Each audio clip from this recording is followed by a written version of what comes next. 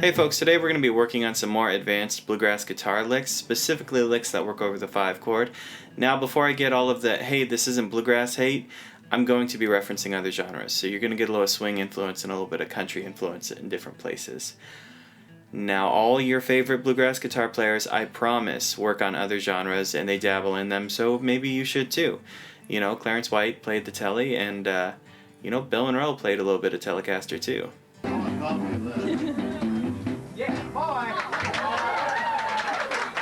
So anyway, these licks are for the 5 chord. Hey Marcel, what's a 5 chord? I'm glad you asked that. Now, the 5 chord is basically just the chord that's built off of the 5th note of the scale. So 1, 2, 3, 4, 5, or G, A, B, C, D. So in the key of G, the 5 chord is D. Now, for various reasons, this chord has the most resolving power. And when we play leads over that chord, we really want to exploit that sound. We want it to sound so much like it's resolving and going somewhere. So I'm going to play 10 different licks with 5 different techniques, and then I'm going to give you a play-by-play. I'm going to explain them. So if you just want the licks and the taps, just watch the beginning of the video. If you want more, just stick around till the end and I'll explain all of them, I promise. Let's get started.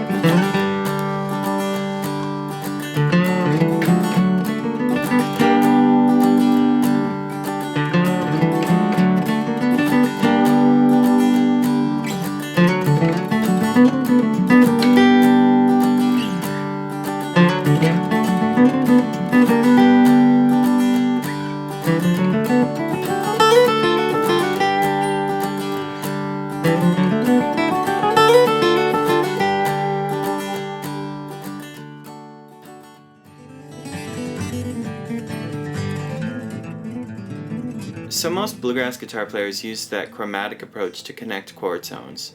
So for instance, in the first chromatic lick that I played, I connected the 3rd of the chord to the 9th of the chord. And then I connected the root of the chord to the 7th of the chord.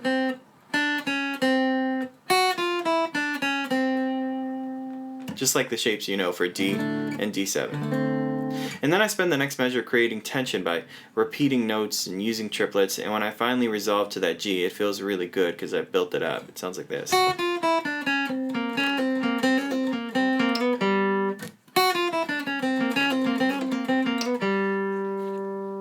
In this lick, I do even more connecting chord tones with chromatic passages.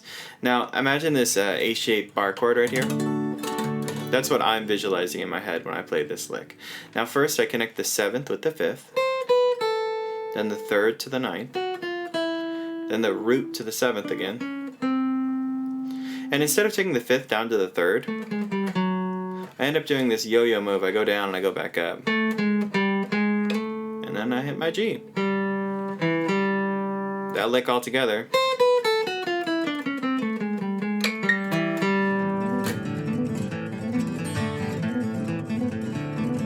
6ths are an interval created by 2 notes that are 6 degrees apart. So for instance, in the C chord, this note and this note are 6 degrees apart. 1, 2, 3, 4, 5, 6. Now, where that's really popular is in country music. They create these almost harmonized scales by going back and forth. And you get something like this.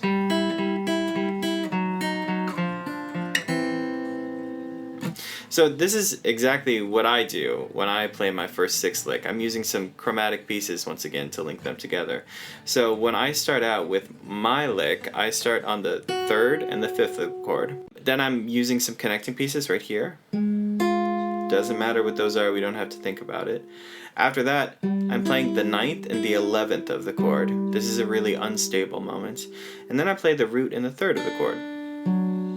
After that, there's another chromatic passing moment. We don't have to worry about what those notes are because they're connecting us to the 7th and the 9th of the chord. And after that, I'm resolving to G again.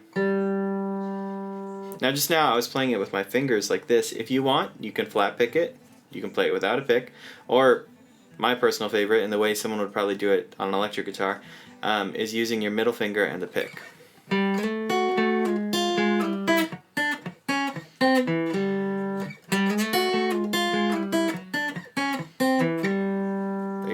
Now the second 6th lick that I played, it has a lot of the same ideas. It's got a little more flash to it, but it's just a big descending run. This one might take a little bit to get down, but it's all the same stuff.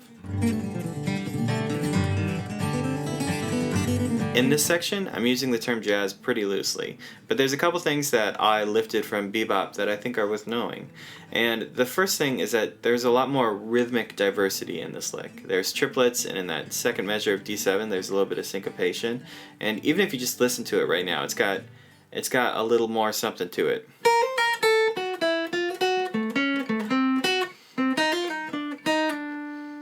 Right? It's got a little more character rhythmic to it as opposed to just that machine gun sound that we all know and love.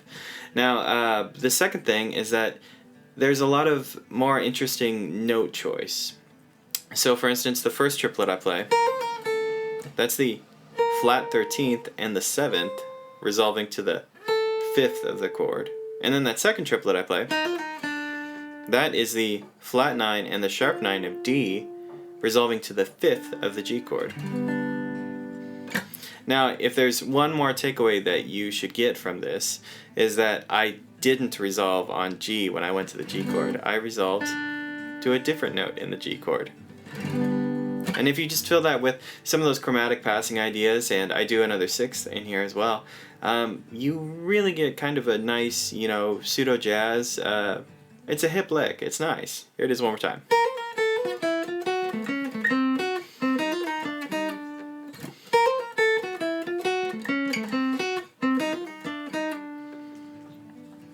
Now, this next lick, it definitely leaves the realm of bluegrass. Even though you could get some cool soloist points if you dropped it at the right moment in a ballad, it's definitely not bluegrass. However, there is one thing I just really wanted to point out, and that's the idea of enclosures. We're circling the note that we actually want to hit, and that's what the first 3 notes of the lick do. I circle the 3rd of the D chord right here. And then after that, I use a lot of 6th and some other kind of scale patterns to get me back to G. But once again, when I hit that G chord, I'm not hitting the G note, I'm hitting a B note. Just another part of the G chord, and that's what really makes it feel swingy.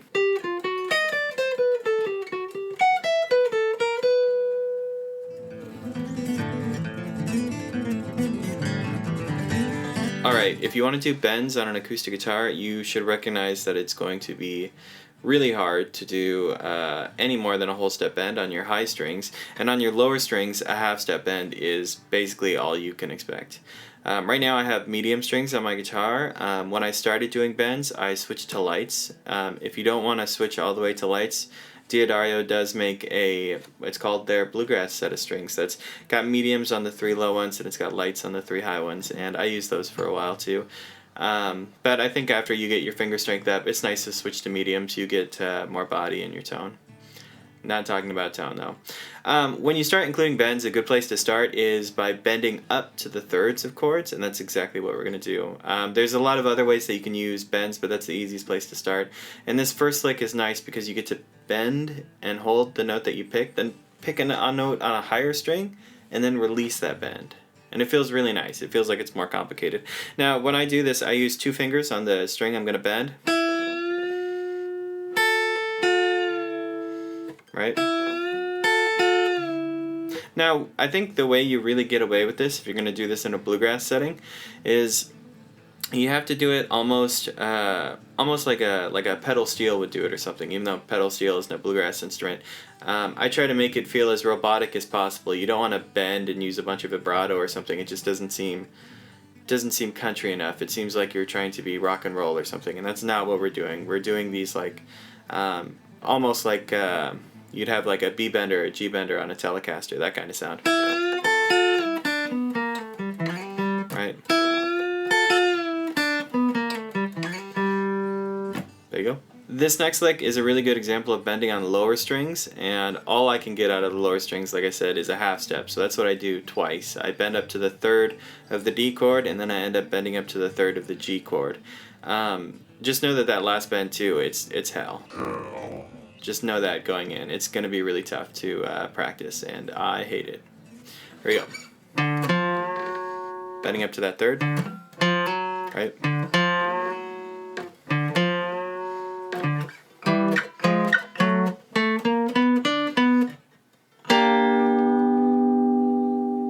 It's a lot, I know. I think it's really worth it when you get it to sound right, though.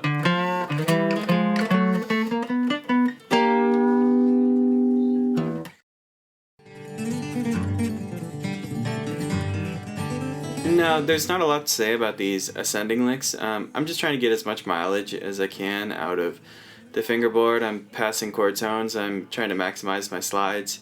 My first lick travels horizontally on 2 strings, and eventually it jumps up a sixth to land on that G note. It sounds like this.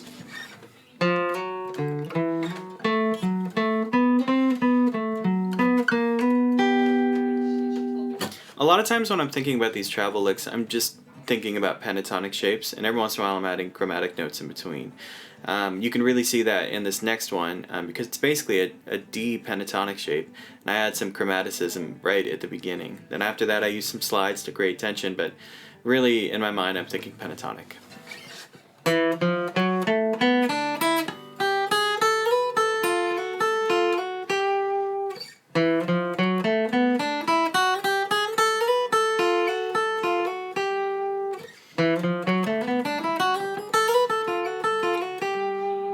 Alright, if you like this video, please comment, please subscribe. You can check out my website, lessonswithmarcel.com. Tons of free stuff on there.